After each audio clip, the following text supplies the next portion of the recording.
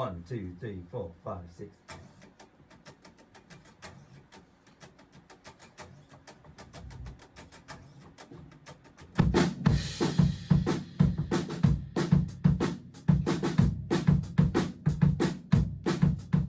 Welcome to another Behind the Sounds video here for Sing It Live, the song Modern Love by David Bowie. What a classic. We're going to chat to the main man behind the scenes, but also in front of the scenes, who's delivering such a good lead vocal. I'm going to chat with Darren Mullan. It's always a pleasure to chat shop, whatever that means. I've got to ask you, so there's only one other Bowie hit to choose from. That's a joke. So out of all of the hits, Modern Love. I've always wanted to do this song. This song's probably the most energetic Bowie song that ever was. It's just an explosion of crazy, syncopated beat. It's just the energy everyone's putting in all the way through to the end. And it's just a song I've listened to thinking, how could I ever do this song, and pull it off? You needed the saxophones, at least 2. I think there's 4 at least on the album. There's 2 David Bowies. I don't know how many backing vocals. It's just they've overdubbed multiple pianos, but it's just a masterpiece from beginning to end. It never loses energy. To me, it's like a masterpiece of a mix. It's a great song. Loved it. When you say 2 David Bowies, you mean that he's double-tracked his voice, right? That's right.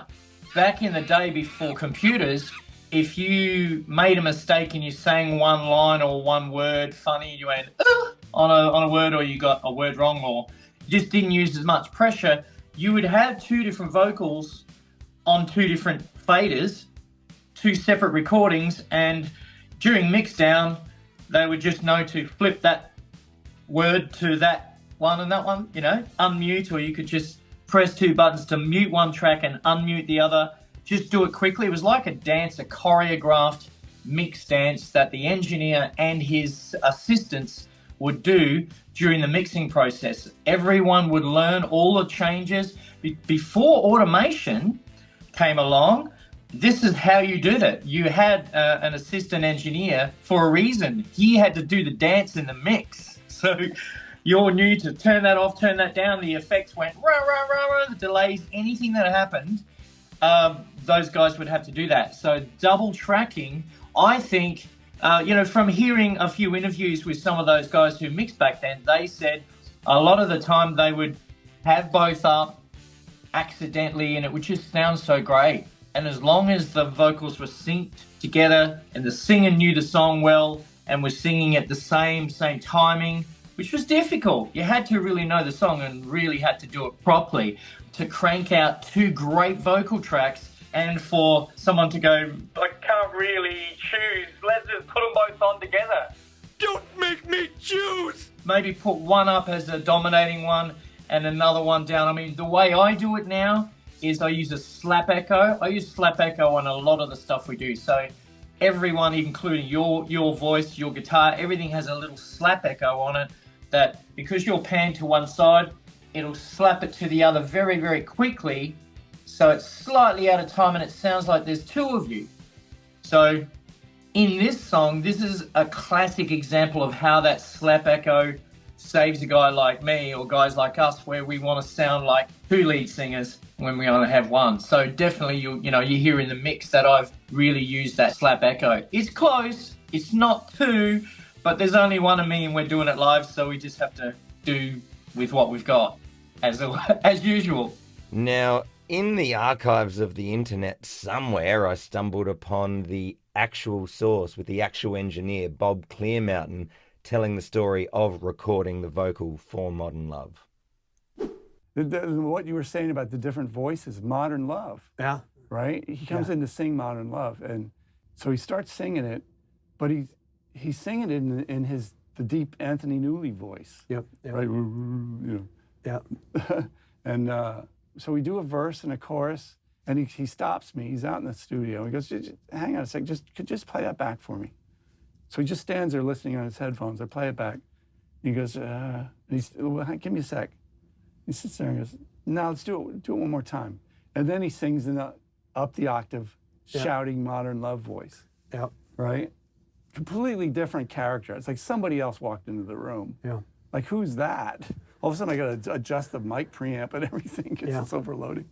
And he gets to the end of the chorus and stops and he goes, okay, play that back for me. He goes, yeah, all right, yeah, just punch it from there. Right? Not let me get a good take of that. Right. Punch in right where I stopped. And he finished the song and then, okay, let's just double it. And that was it, man. We were done with it. Unbelievable. It took like half hour, maybe at the most, maybe 20 minutes. Oh. Yeah, it was ridiculous. All my hairs standing on end. Just do your tune. Perfect. So remember, just don't be, or wherever, when that's happening, you are the camera guy. Yeah. So whatever you're pointing at here is, I don't know, what's a cool shot? I like the drums in the background. That looks pretty good. Okay. You can see the drums? Can you play a little bit? Yeah, you can see the drums. Yeah, I'm going to need more guitar now, sorry. So with the mix, what other things did you have to pull out? Because there is quite a lot of stuff happening, right? There's also a classic drum sound in this song. So from the start, after the guitar, the kick is hit very hard. Mario doesn't hit very hard, but with compressing the drums in mix, I can make that kick sound a lot harder. So using the correct mix, you can get that kick cranking, the snare cranking, and it also has like a very short gated reverb. It isn't really a gated reverb, it is a reverb that's just dedicated to the snare. I ended up using that actual verb on a bunch of things on saxophones, a little bit on my voice as well, because it seemed to put everyone in the same space. But that drum sound is really a classic drum sound, and it's tough to nail that sound. The two overhead mics that are above the kit here are hearing everyone in the room. I mean, the bass is going, I could just roll off the bottom end there, but there's still a lot going on. Once you compress them, there's not many gaps inside the sound. It's full on drum energy, and having to ride the volume on that to keep those drums nice and high, it's very, very difficult. I mean, it was difficult for me. I've been listening to that drum sound, wanting to do this for a long time, and I knew what I was up against. But that's really the clincher. Once the song starts, those drums come in, people can say, leave it on and turn it up. Let's go. It's that vibe, you know what I mean? Mm. And I guess in that last sort of outro, chorusy kind of chaos moment, you've got Emile going nuts on that baritone sax that's so big on him. I know, we got a little guy with a big sax and a big guy with a little sax. It's crazy. And so, yeah, like it's all happening. You know, and you've there's got a all lot of the going on all vocals together too. They're trading solos. I'm singing. The backing vocals are going. Everyone's still cranking out that progression at 185 beats a minute. There's a lot going on. How does one do that when you're in that position of like, okay, I got the mix sounding really great at the start when there's a lot more space, but then all of a sudden it's like all hammer and tongs. Do you need to change stuff at that point, or is it just once you set it at the start, then it all works all the way to the end? It definitely can come apart. Towards the end, I did a compression technique called side chaining, where a compressor, which will turn something down if it gets too loud, and sometimes bring it up if it's too soft. So it'll sort of just squash it into a nice, manageable area. Something like saxophones. When they're playing along, the vocal, I think, in a song is generally the boss, is the king, and you want to hear that. You don't, while a singer's singing, you don't want other things to compete with it. So things that compete with vocal sound is generally guitars or things like saxophones. So they're around the same sort of frequency range. So I put a compressor on the saxophones that doesn't do anything, and it's sidechained to listen to my vocal. When my vocal comes in, it compresses the saxophones down. It sort of ducks them under me like a guy on the radio who's talking over a song. When the song's finishing and he starts talking, his voice pushes the music down. It's called a ducker.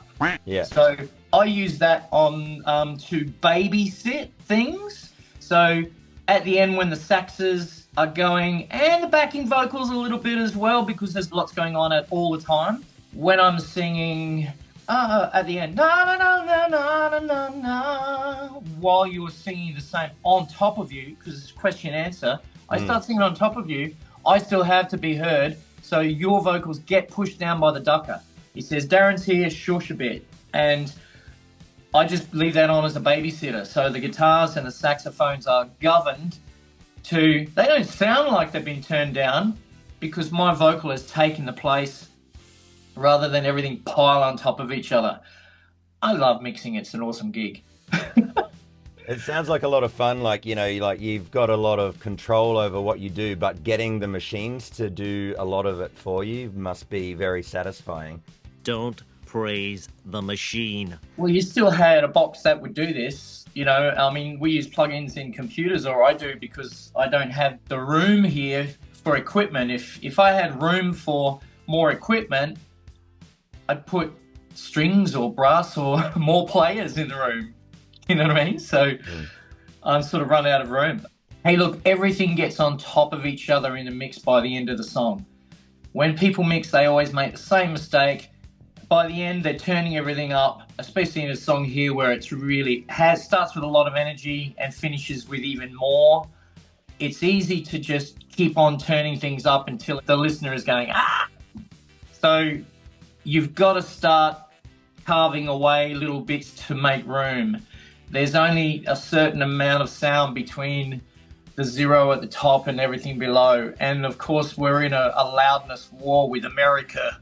America, loud, yeah, right? We're just like trying to crank, and this song has a lot of mid-range, so I've sort of, these last few moments, I'm in the last moments of mix now, and I'm spending those little bits of dipping and stuff to make sure that it doesn't sound too busy at the end. The energy's good, but it can't start hurting you. So,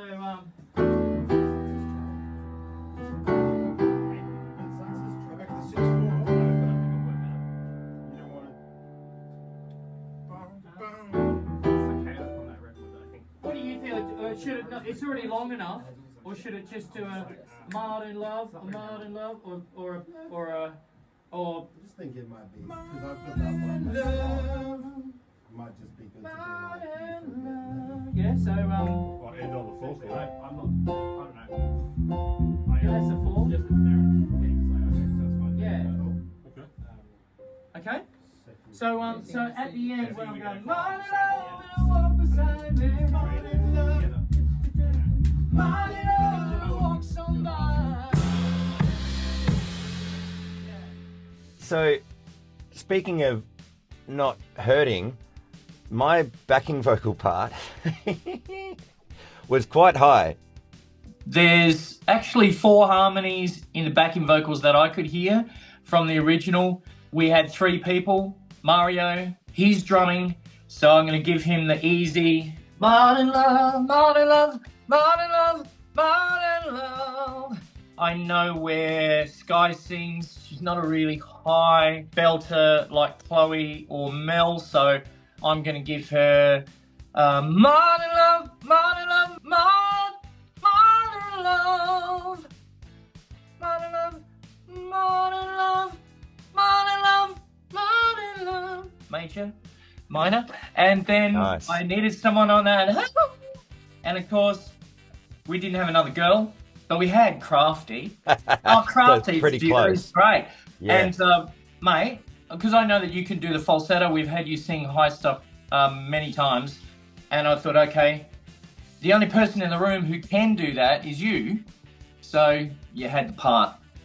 It's quite funny that the guy with the low voice gets the Martin Love. It's your own fault for having such a massive range, right? I mean, you can't belt where I can on my higher register at the top of my belt. No. Your voice breaks in between around an E or an F, right? Mm. And then I continue up to a G, A, maybe a B flat if I'm lucky, and everything else has to be falsetto for me, a head voice. So it's you know, because you can do those range, it's your own fault for showing me that earlier. If you hadn't have done it, I would never called you for the track. So you've just displayed there, you know, it's not really just a like, hey, come along and do it. It'll be great. Like you really do have to have all of that prior knowledge to be able to orchestrate. Okay, well, that person's going to be able to work there because that's their sweet spot. And they also need to be able to, you know, I guess sort of look the part like they're doing it, you know, with some gusto or whatever as well. Like there's a lot of it does take some juggling. energy. Look, I was never the person who I wanted to sing this song. Some of the lower David Bowie stuff suits your voice, but this has a higher range that's above your range. So it was never really meant for me. I was hoping to find someone who had that depth and could belt out. You know, David Bowie has a massive range too, but he can belt through above me. He's got such a rocking top end, energetic top end, and such a low, deep low. Yeah, so I was never really the person. And look, I was going to get Zkye just to stand and do BVs, backing vocals, and it just so happened that I could not get a keyboard player for that day. Knowing that Zkye plays piano and saying, could you play this and sing it? And I never ever put Zkye on keys before. She did a fantastic job. She was so nervous. She came around and we worked out the parts, and it went dun dun dun dun, then it went dun dun dun dun dun dun dun. And while you're singing, these things are tough. Plus, you're playing with a band. Your boyfriend's on bass, and he's Mr. Rhythm King, right, with Marino. And she was so paranoid that Damien's going to look at her and make a face because she was playing out of time. She learned her stuff real well. She's got her cool glasses on and her outfit. She's playing, she's planted, she's reading her chords, and she's concentrating with a smile on. But man, she is in the zone. And even at the end, it sort of went like a honky-tonk. There was a lot of pianos overdubbed in the original. Do you know Stevie Ray Vaughan played a guitar on the original? I didn't until reading the Wikipedia. Yeah, it's crazy. Stevie Ray Vaughan. And Niles Rodgers co-producing gives it that whole energy and bounce and Motown injection thing and groove. Yeah, fantastic. But she said, look, how am I going to be able to cut that? I'm not that proficient on piano.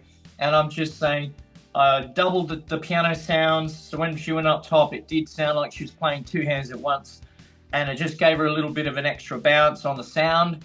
She kept to what she was doing. She sang her backing vocals. We did a bunch of takes. And, you know, in the end, she was really nailing it. It was the second last take that I chose. During this particular take, Mario had lost track of the click. And at the end of it, he's going, no, I lost the click. And at 185 beats a minute, at tick-tock, tock-tock, tick-tock, tock, especially when it starts on 6 counts per bar at the intro, like you're doing on the guitar and on the drums, then it goes to 4/4. Who knows where that extra click was going, but he lost it. I didn't notice, and being the singer, I didn't have the clicker in my ears, but the sax was great. Everyone, the players were going, oh, well, that was a good take for us. When I looked back and played it without the click on, it felt fine. We were following him, and that's the one. Second last take. It's just funny, that. Yeah. We usually do maybe a handful of takes, and you never know really until you go through the process. It's weird, isn't it? Sometimes 8 out of 10 times I use the last take in Sing Live, but I have to listen through the last 3 at least. I generally send the video files to the ones that I like to the computer. That's reminds me which ones I liked on the day, because, you know, I'm saying goodbye to everyone and packing up and go and get my kid from school. I come back and I'm thinking, you know, get into the mix of a different song from last week and then, return to it later. So, yeah, 80% of the time I'm using the last take. This time it just ended up that way.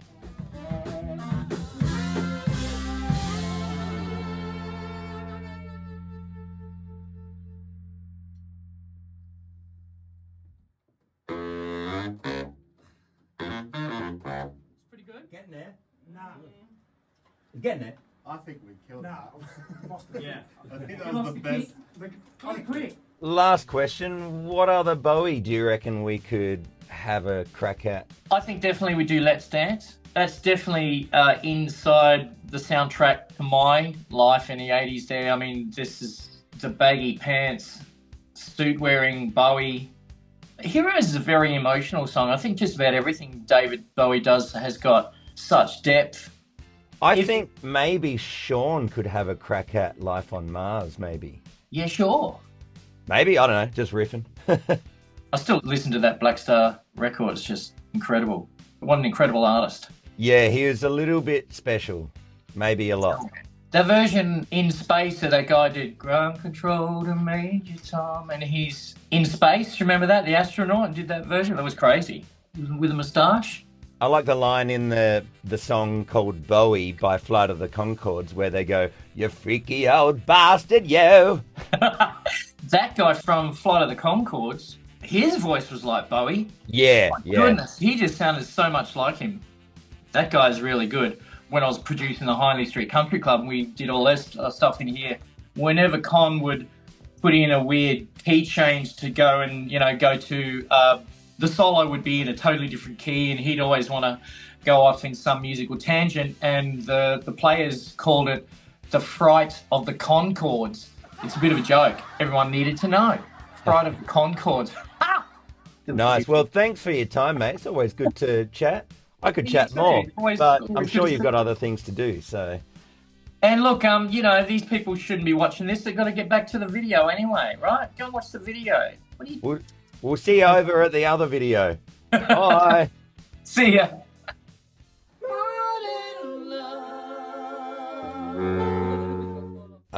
Good on you, Daz. Thank you very much for watching this. I hope you enjoyed it. Now, if you want to learn a little bit more about the Sing It Live channel, if you're new to this, there's a heap of other behind the sounds videos for a bunch of the other songs that have been recorded for the Sing It Live channel. Now, also, if you're a big Bowie nut and you think me reacting to some Bowie footage could be interesting to you, well then I'll leave links for all of those right there.